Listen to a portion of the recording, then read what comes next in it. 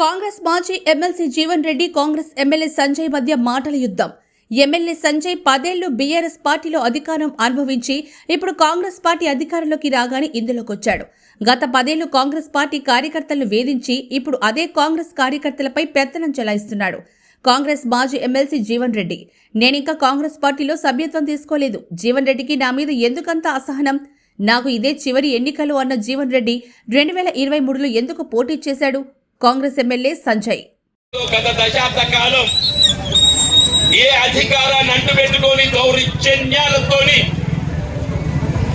సామాన్య ప్రజానికపై కాంగ్రెస్ పార్టీ కార్యకర్తలపై రాష్ట్రానికి పాల్పడ్డారు. మళ్ళీ టీఆర్ఎస్ పార్టీ నాయకులు ఏదైతుందో, మళ్ళా కాంగ్రెస్ పార్టీ ముసుగులో ఏదైతుందో మన రాజ్యాధికారాన్ని చేయించుకునే ప్రయత్నం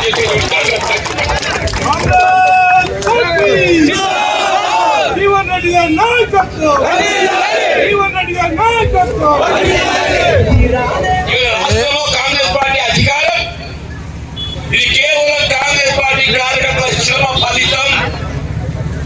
కాంగ్రెస్ పార్టీ కార్యకర్తల శ్రమ 10 సంవత్సరాల శ్రమకు ప్రతిరూపం ఏదైతుందో ఇక్కడ రాష్ట్రంలో కాంగ్రెస్ ప్రభుత్వం ఏర్పడింది.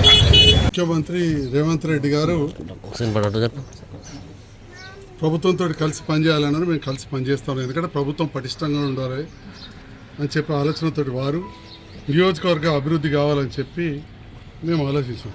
నేను ఈరోజు జీవన్ రెడ్డి గారిని సూటి ఒకటే ప్రశ్నిస్తా ఉన్నాను.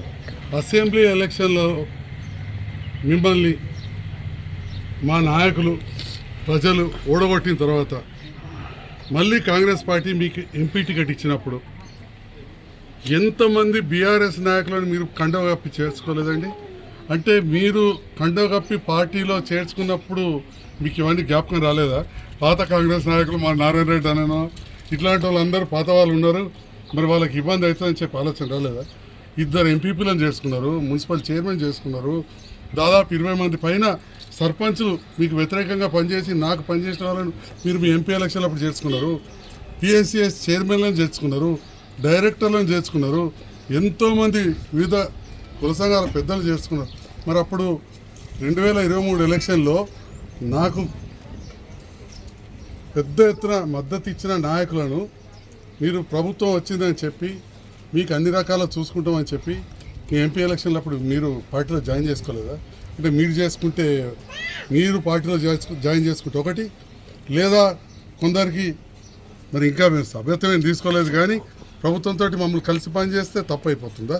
ఇది నేను జీవన్ రెడ్డి గారు సూటిగా ప్రశ్నిస్తున్నా. ఎందుకంత అసహనం వ్యక్తం చేస్తున్నారు పెద్దలు? వారు ఈ వయసులో చాలా, నేను వారికి నీతులు చెప్పాల్సింది కాదు, వారే అన్నారు కొన్ని గ్రామాలలో ఇదే చివరి ఎలక్షన్, వచ్చే ఎలక్షన్ వరకు అని చెప్పి ఇక కొన్ని మాటలు అన్నారు.